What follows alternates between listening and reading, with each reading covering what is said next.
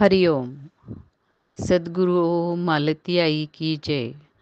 व्रजभूमीतील भक्त या कथामालेतील 6वी कथा वृंदावन व नवद्वीप येथे राहणारे श्री जगन्नाथ बाबाजी यांची आहे. त्यातला 4था भाग आपण आज बघणार आहोत. सूर्यकुंडहून म्हणजेच व्रजभूमीतून नवद्वीपमध्ये राहण्यासाठी बाबा निघाले आहेत आणि आता ते नेहमीसाठी तिकडेच राहणार आहेत. हा समाचार सगळ्यांना समजला आणि व्रजामधील निवडक निवडक असे वैष्णव बाबाजी यांना आणि बाकीचे पंडितगण हे त्यांच्या दर्शनासाठी आले. त्यांनी सर्वांनी विचारलं की बाबा, खरं तर लोक या वृंदावनामध्ये शेवटी येऊन तिथनं कुठं जात नाहीत, तर आता आपलं तरी एवढं वय झालं आणि अशा वृद्धावस्थेमध्ये आपण व्रजभूमी सोडून का बरं चालला आहात? त्यावेळेला उत्तर देताना बाबाजींना भरून आलं, भावविभोर झाले ते आणि ते म्हणाले की तुम्ही लोक सगळे व्रजामध्ये राहा, पण मी मात्र नवद्वीपलाच जाणार, कारण माझ्यासारख्या अपराधी जीवांच्यासाठी नवद्वीप हे स्थानच योग्य आहे. निताई आणि गौरांग हे अत्यंत दयाळू आहेत. ते अपराधाचा विचार करत नाहीत. काही दिवसापूर्वी एक भक्त बंगालचे वृंदावनमध्ये आले होते. त्यांनी बाबाजींना विचारलं, बाबाजी महाशय, श्रीकृष्ण लीला तर थोडीफार का होईना विचार केल्यावर समजते, पण गौरलीला मात्र काही केल्या समजत नाही, समजून येत नाही त्याचं मर्म. ह्याचं कारण काय आहे? यावर बाबा लगेच म्हणाले, गौरलीला समजून घेणं हे इतकं सहज नाही आहे. इतकी सहज आहे का ही गोष्ट? व्रजमध्ये तुम्ही राहा, व्रजभूमीची सेवा करा, तिथे काही साधना करा आणि श्रीकृष्णाची कृपा थोडीशी प्राप्त झाली तर मग गौरलीला ही तुम्हाला थोडीफार समजण्याची योग्यता येईल. वस्तुतः श्री गौरलीला ही श्रीकृष्ण लीलेची चरम परिणिती असं समजतात. परंतु बाबांचं इष्टदैवत किंवा बाबांची निष्ठा ही गौर निष्ठा होती. त्यांची निताई आणि गौरांग प्रभू यांच्या चरणाशी अत्यंत निष्ठा असल्यामुळं त्यांनी असं उत्तर दिलं होतं. आता निघायची वेळ झालेली होती. बाबाजींना आपल्या नेहमीच्या डोलीमध्ये बसवून बिहारी बाबा निघाले. त्यांना खांद्यावर घेऊन बिहारीदास मथुरा स्टेशनवरती पोचले. तिकीट वगैरे काढण्याची काही पद्धतच नसायची. त्यामुळं नवद्वीपच्या गाडी साठी ते रेल्वेमध्ये बसले आणि तिकीट न काढताच वर्धमानच्या जवळ मेमारी नावाच्या स्टेशनवरती उतरले. त्यांच्याजवळ तिकीट नव्हतं, परंतु कसं कोण जाणे, या रेल्वे स्टेशनवरच्या काही अधिकाऱ्यांपैकी एका साहेबाने त्यांना हात पकडून फाटकाच्या बाहेर पोचवून दिलं. तिथं नेपाल बाबू यांच्या घरी थोडा वेळ त्यांनी विश्रांती घेतली आणि मग त्याच्यानंतर दुसऱ्या दिवशी बैलगाडीत बसून ते अंबिका कालान या भागातील सिद्ध भगवान दास यांच्या राहण्याच्या ठिकाणी आले. भगवान दास बाबांना ह्या दोघांना बघून अतिशय आनंद झाला आणि माझा भाऊ आला असं म्हणून ते आनंदाने नाचू लागले. दोघांनीही एकमेकांना गाढ आलिंगन दिलं आणि नंतर एकमेकांचा हात धरून एकमेकांच्या शेजारी बसून ते अत्यंत प्रेमाने बोलू लागले. एकमेकांच्या प्रेमाने आणि एकमेकांमध्ये भगवत भाव असल्यामुळं एकमेकांच्याकडे पाहता पाहता ते भावविभोर झाले आणि त्यांना दोघांनाही भावसमाधी लागली. या भावसमाधीमध्ये रात्रीचे 11 वाजायला आले तरीसुद्धा ती भावसमाधी काही संपेना आणि ते दोघंही काही भानावरती येईनात. त्यावेळेला भगवानदास बाबाजींचे एक शिष्य होते श्री विष्णुदास बाबाजी. यांनी शेवटी बिहारीदास यांना विनंती केली की दादा, आता तुम्हीच काहीतरी ह्याच्यावरती उपाय करा. बिहारीदासनी एक थोडा वेळ विचार केला आणि मग ते म्हणाले, की खरं काहीतरी करायला पाहिजे. कारण 3 दिवसापासून बाबांनी काही खाल्लेलं नाही आहे आणि आता आजसुद्धा रात्रीचे 11 वाजत आलेले आहेत. असं म्हणत ते शेवटी जगन्नाथदास बाबा यांच्याजवळ गेले आणि त्यांच्या छातीवरून आणि पाठीवरून हात फिरवत त्यांनी त्यांची भावसमाधी उतरवण्याचा प्रयत्न केला आणि कृष्ण नामाचा गजर केला. थोड्याच वेळामध्ये हे दोघंही भानावरती आले आणि सिद्धबाबा म्हणजे आपले श्री जगन्नाथ बाबाजी यांना म्हणाले, बिहारीदास यांना म्हणाले, "बिहारी, अरे तू काही खाल्लंस का?" त्यावर बिहारी बाबा म्हणाले, "तुम्ही दोघांनी काहीही खाल्लेलं नाही, तर मग मी कसं खाणार आणि हेही सगळे लोक कसे खाणार? आणि आता तर रात्रीचे 11 वाजलेले आहेत." तेव्हा सिद्धबाबांना अतिशय आश्चर्य वाटलं आणि ते एकदम म्हणाले, "छे छे, 11 कुठले? आता तर संध्याकाळ व्हायला लागलेली आहे." या त्यांच्या उत्तरावरती तिथे जमलेले सगळेजण हसू लागले. तेव्हा ते का हसतायत हे बाबांना कळेच ना. आणि मग थोड्या वेळाने त्यांच्या लक्षात आलं, की म्हणजे लक्षात आणून दिलं या सगळ्या लोकांनी, की तुम्ही दोघं जण एकमेकाच्या प्रेमामध्ये आणि भगवंताच्या चिंतनामध्ये भावसमाधीत गेलेले असल्यामुळं तुम्हाला वेळेचं भानच राहिलेलं नाही. त्याच्यानंतर अर्थातच सर्वजण काही थोडंफार खाऊन झोपी गेले. अशा प्रकारे ह्या ठिकाणी जवळ-जवळ एक 10-12 दिवस हे राहिले आणि मग त्याच्यानंतर आता ते पुढे नवद्वीपला जाण्यासाठी निघाले. नवद्वीपला ते जाणार म्हणल्यावरती सिद्ध भगवानदास बाबाजींनी आपले भक्त किंवा आपले सेवक विष्णुदास यांना सांगितलं. त्यांच्याजवळ एक बांबूमध्ये कोरलेला असा एक लोटा होता. तर अरे, ह्या बांबूच्या भांड्यामध्ये चोंगा म्हणतात त्याला. तर ह्या चोंग्यामध्ये काय आहे बघ तरी बरं जरा. असं म्हणून त्यांनी तो चोंगा त्या विष्णुदासांच्या हातात दिला. त्यावेळेला विष्णुदासांनी तो चोंगा जमिनीवरती पालथा केल्यावरती त्याच्यामधून ₹18ची म्हणजे त्या काळामधले ₹18 त्याची चिल्लर बाहेर पडली. ती सर्व चिल्लर मोजून ह्यांनी सांगितलं की ₹18 आहेत. तेव्हा भगवानदास बाबा म्हणाले, की माझे बंधू हे नवद्वीपला जायला निघालेले आहेत. तेव्हा हे पैसे त्यांना दे. अर्थात ते पैसे बिहारीदास यांच्याजवळ दिले आणि मग बिहारीदास यांनी एक बैलगाडी ठरवली आणि मध्ये बाबांना ठेवून ते नवद्वीपला निघाले. रस्त्यामध्ये जवळपास आल्यावरती नवद्वीपच्या जवळपास आल्यावरती बिहारी बाबांनी विचारलं, की "बाबा, नवद्वीपमध्ये आपण कुठे जायचं? आणि कुठे थांबायचं? बडे आखाडे में जायचं का?" तेव्हा सिद्ध बाबा म्हणाले, की "नाही, नाही, मी कुठल्याच आखाड्यामध्ये जाणार नाही आहे." आणि मग नवद्वीपला पोचल्यावरती एक बाजूला असा असलेला एक मोठा डेरेदार वृक्ष होता. तर त्याच्या खाली बाबा थांबले आणि तिथंच त्यांनी आपलं आसन टाकलं. तिथंच ते राहू लागले.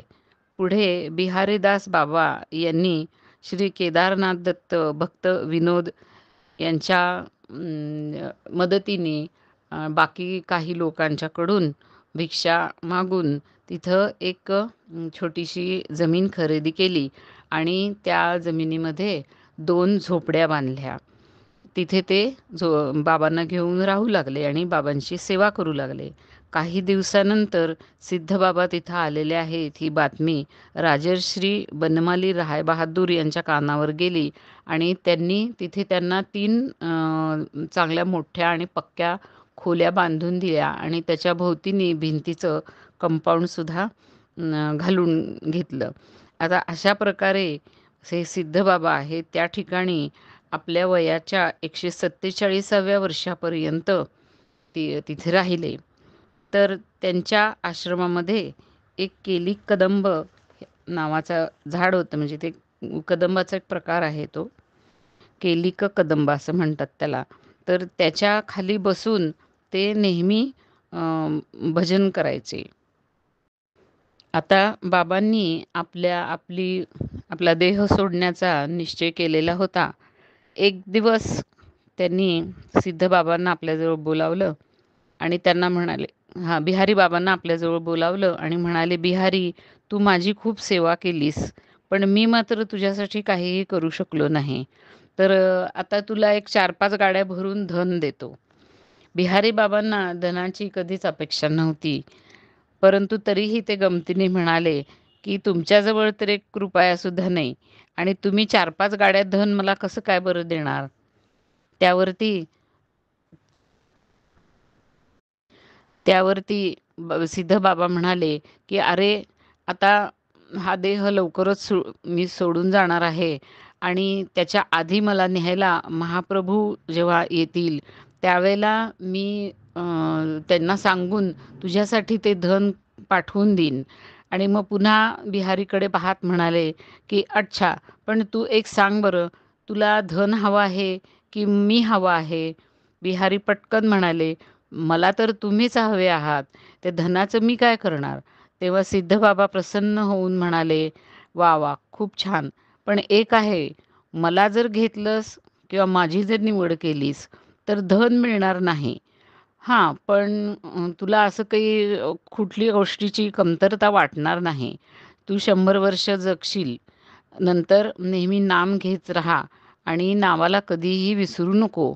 आणि लक्षात ठेव, की नाम घेतलं, की कली कुणाचंही काही वाकडं करू शकत नाही."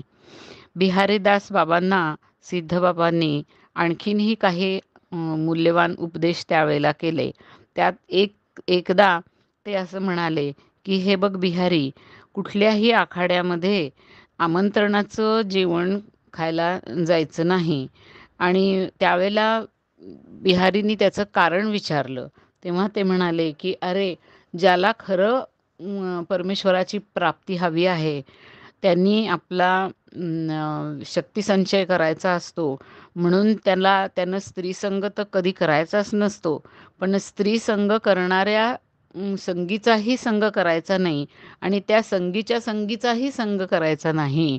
आणि अशा प्रकारच्या लोकांचा संग हा अशा आखाड्यामध्ये करावा लागतो. म्हणून तू तिथे जाऊ नकोस." आणखीन काही मर्माच्या गोष्टी साधनेतल्या त्यांनी सांगितल्या, की "बघ, ज्या राजाच्या राज्यामध्ये आपण राहू, त्याचं गुणगान नेहमी आपण केलं पाहिजे. द्वापारामध्ये कृष्णाचं राज्य होतं आणि आत्ता ह्या काळामध्ये श्रीमन महाप्रभूचं राज्य आहे. त्यामुळे महाप्रभूचंच गुणगान आपण भजनामधून केलं आहे." आणि एक लक्षात ठेव, की भिकारी पुरुष हा एखाद्या दुसऱ्या भिकाऱ्याकडं गेला, तर त्याला त्याच्याकडनं काय मिळणार आहे? परंतु कुठल्याही घरातल्या गृहिणीकडे जर तो भिक्षा मागायला गेला, तर त्याला एक मुठभर अन्न तरी ती घरची लक्ष्मी ही नेहमी देते. त्यामुळं लक्षात ठेव, की प्रत्येक स्त्री ही तुझ्यासाठी वृषभानुनंदिनी म्हणजे राधामाता आहे आणि राधामाता हीच आपली महाप्रभू आहे आणि तिच्या जवळ जर तू गेलास, तर ती तुला एक मुठभर धान्याप्रमाणे प्रेम दिल्याशिवाय राहणार नाही. पुढे आपण नवद्वीपमध्ये का राहायला आलो ह्याचं रहस्य ते सांगू लागले, की आपलं हे जे नवद्वीप आहे, इथे अपराधाचा विचार नाही आहे. कारण ही निमाईची भूमी आहे आणि श्रीकृष्णांनी 2 पैशाचं मडकं फोडलं, तर यशोदा मातांनी त्याला उखळाला बांधून टाकलं. परंतु निमाईनी कितीतरी घरातली मडकी फोडली आणि चावल, डाळ यांचं नुकसान केलं. परंतु शचीमा म्हणजे निमाई यांची आई हिने कधीही त्यांना काहीही म्हटलं नाही किंवा ती कधी रागावली नाही. त्यामुळे द्वापार युगाच्या मंत्रामध्ये अपराधाचा विचार आहे, परंतु महाप्रभूंच्या मंत्रामध्ये मात्र अशा प्रकारचा शिष्याच्या अपराधाचा कुठलाही विचार नाही. महाप्रभू का मंत्र है, जैसे श्री कृष्ण चैतन्य प्रभु नित्यानंद, श्री अद्वैत गदाधर श्री वासादि गौर भक्तवृंद. प्रत्येक साधकासाठी 2 महत्त्वाच्या गोष्टी बाबा नेहमी सांगत असत. एक म्हणजे आपल्या आयुष्याची वाढ कशी करायची आणि दुसरं म्हणजे भजनामध्ये सिद्धी कशी मिळवायची. आपल्या आयुष्याची वृद्धी कशाप्रकारे होते भक्ताच्या म्हणजे ह्याच्यासाठी ते सांगत, की महादेव हे स्वतः 2 वेळा गस्त घालण्यासाठी बाहेर पडतात. एकदा एक वेळ कोणची तर संध्याकाळपासून रात्रीच्या 10 वाजेपर्यंत आणि दुसरी पहाटे 3 वाजल्यापासून सूर्योदयापर्यंत. तर या वेळेला बसून जो कोणी नामजप करतो त्याची त्याच्या आयुष्याची ते वृद्धी करतात केवळ साधनेसाठी.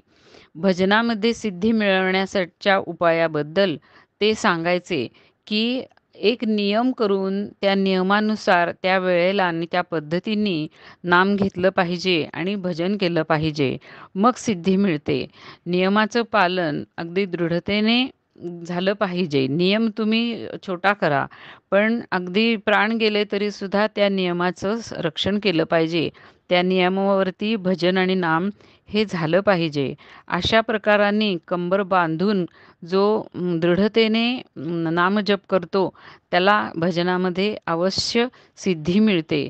पहिल्यांदा सुरुवातीला याच्यासाठी कष्ट पडतात, परंतु ज्यावेळेला हे नाम सिद्ध होतं, त्यावेळेला त्याच्यामधून इतका आनंद मिळतो आणि इतक्या सहजपणाने तो जप होऊ लागतो, की नंतर फक्त आराम ही आराम आणि आनंद ही आनंद. अशा प्रकारे ह्या बिहारीदास यांना उपदेश करून वयाच्या 147व्या वर्षी ह्या सिद्धबाबांनी आपला देह नवद्वीप इथेच सोडला आणि ते कायमसाठी कृष्णधामाला निघून गेले. हरिओम.